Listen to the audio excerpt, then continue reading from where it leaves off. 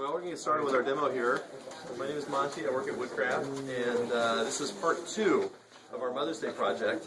And in the Mother's Day project, we are going to basically kind of get you started and ready as time progresses here, Mother's Day fast approaches, to get out in the shop and make something here. So we're going to go through step by step and work through the demonstration, work through the project, and you know, like I say, we've got probably another month or so before Mother's Day happens. It's a good time to get started. I'm never on time for this kind of stuff, but this time I've got you all to thank for that.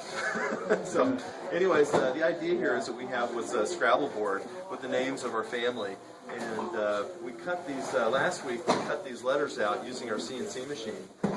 And we painted them black, and I have the letters in their current status right here. So what we did was we painted the letters black with some lamp black milk paint. And once the paint dried, we just took some 180 grit sandpaper and sanded the black that got outside the lines off. Okay, so what you have are these really clean and crisp lines, so that you can put these in the grid for your Scrabble name, picture there. And so, anyways, these letters are 1 inch and 5/8. They're a little bit smaller than the one here on the example. But we're going to go through. So today, what we're going to do is we're going to talk through making the frame.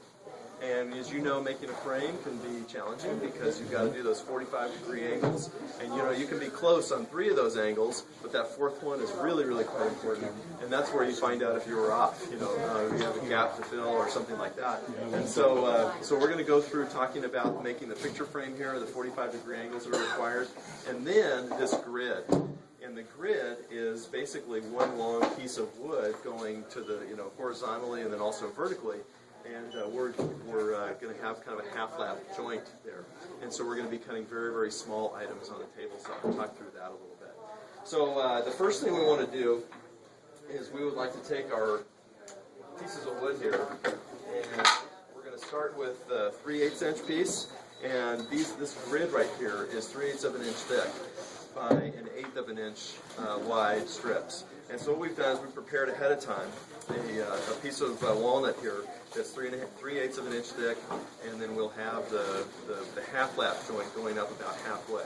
So half of 3/8 of an inch is 5/16. So what we want to do is we want to set up our table saw here with our inker gauge. I don't know if you guys have seen this inker gauge, but it's about the best miter gauge out there. And we want to set that to 0 degrees so that it's at a 90-degree angle as it relates to that table saw blade. Okay.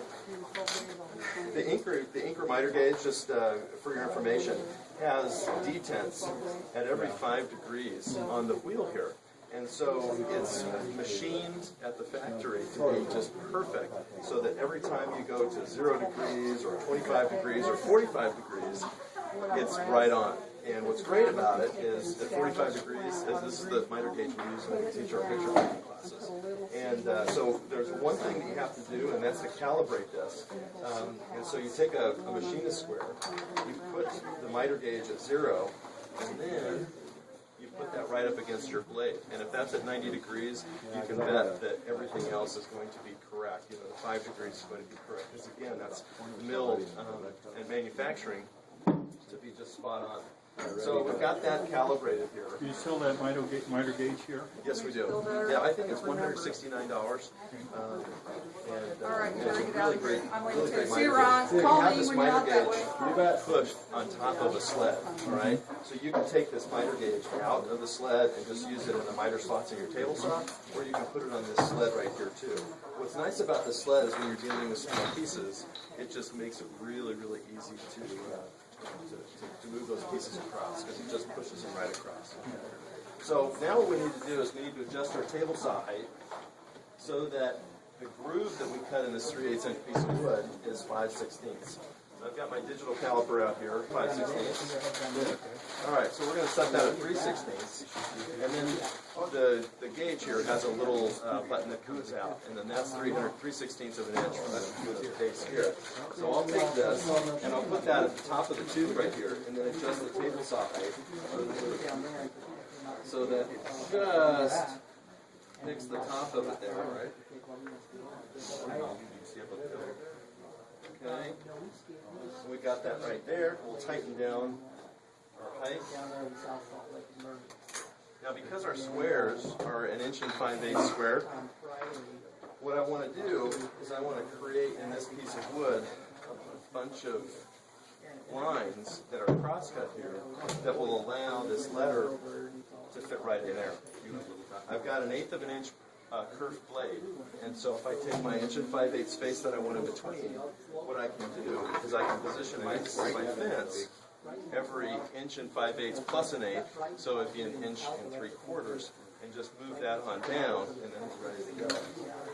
Now when you cross-cut a piece of wood, really the last thing you want to do for safety factor is have your fence butt up against that, because it has a tendency to bind. Okay, so what we're going to do is we're going to take a piece of 3/4 inch thick stock,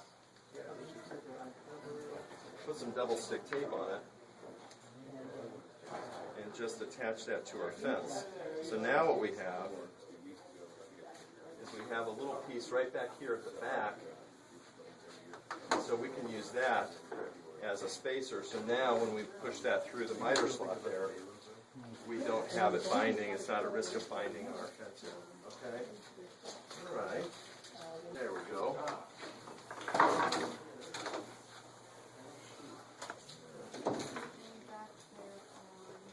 I'm just going to set that at 1 inch right there, just for fun, to start out our cut. Now I'm going to set it out.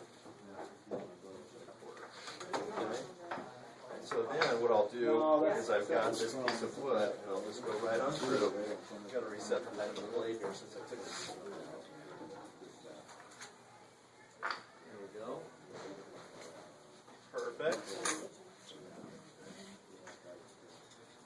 And the goal here is to take and to cut these grooves all the way across the blade here. All right?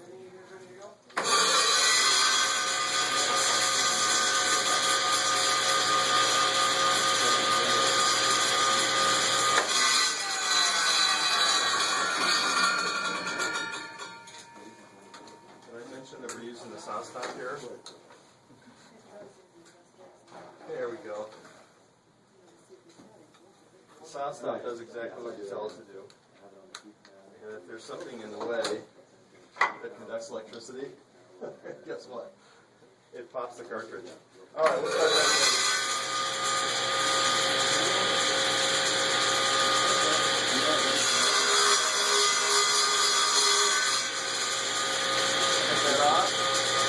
Adjust this another 1 3/4. Down to 3.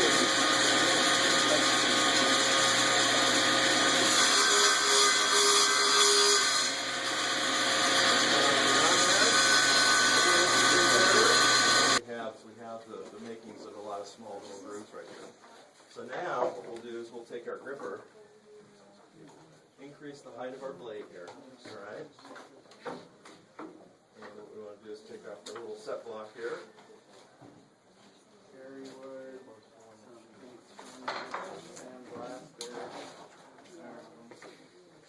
And we'll start with one strip there. Start at 7 inches. And here our idea is that we're going to rip right on through that. Because seeing the gripper here?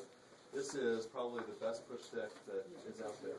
What it allows you to do is have control.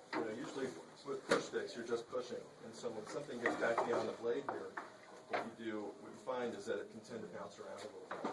What happens with this is this allows you to push the wood very safely, very securely, all the way through the cut. Okay? And so you can push that way up against the fence as well as pushing through the cut. What's also nice too is because we're going to be dealing with some very, very thin stock here, you also have these little ribs right here. So you've got one that's 1/4 inch thick, or one that's 1/4 inch thick, and one that's 1/2 inch thick. And so you can actually place that right over the top of the blade and be able to push all the way through with very, very small pieces that you wouldn't normally get to do with a regular push stick. So what we're going to do now is we're going to make our strips.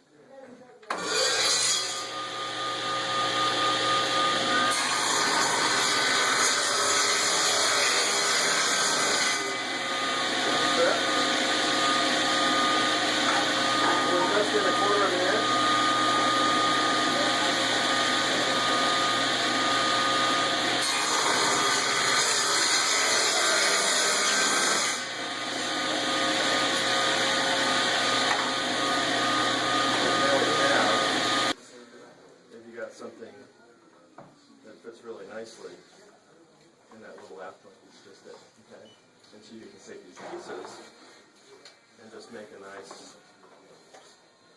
little grid, okay? And that is the grid that comes right back onto your project here. And then you'll cross these over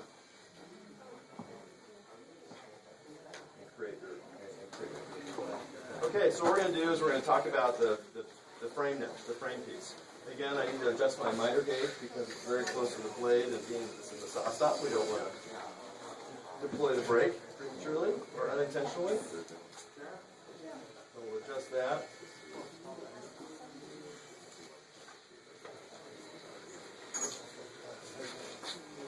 When you're cutting frames, what I've got here is I've got two pieces, okay? And my frame, the inside dimension of my frame is 14 inches, okay? So that's, basically I've got 8 squares across, 8 squares down, so I've got a square project, and we want to frame that up. And that happens to be 14 inches in length.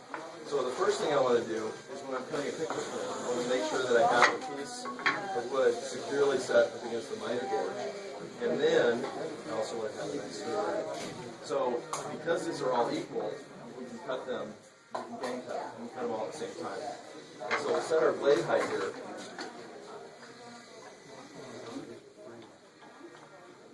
For a couple of these. Alright.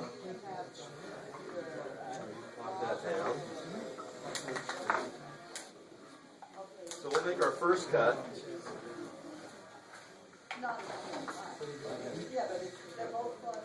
And then we'll mark the inside of the corner and make our second cut.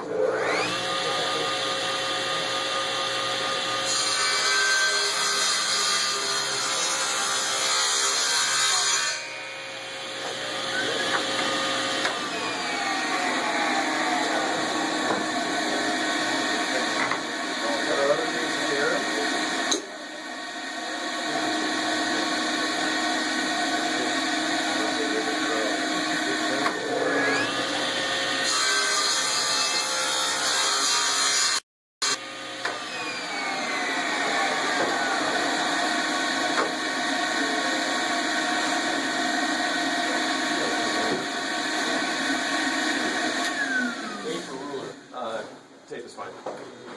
So what we've got is our first angle is cut. Okay. What's awesome about this anchor gauge is that you can set this little guy up with an extension arm here. Okay? So we want to take our pencil here. I usually burn 10 inches off of whatever I'm cutting. So we'll take this, and I want to mark off where 14 inches is. Okay, and I really only have to do that on one, because what I'm going to do is set up our anchor gauge here again, and put a stop on it. That stop is going to allow us to put our miter cut right here, and then cut through all 4 of those pieces equally at the same time. Okay, so we'll get this close here. That's the one I just did. I just drew on. We'll line up this tube right there on that first cut. Tighten down.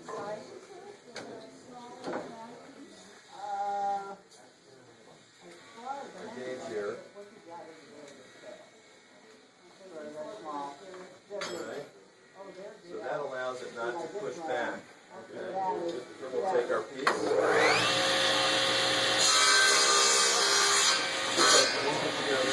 Gets our grid put together, and we can simple.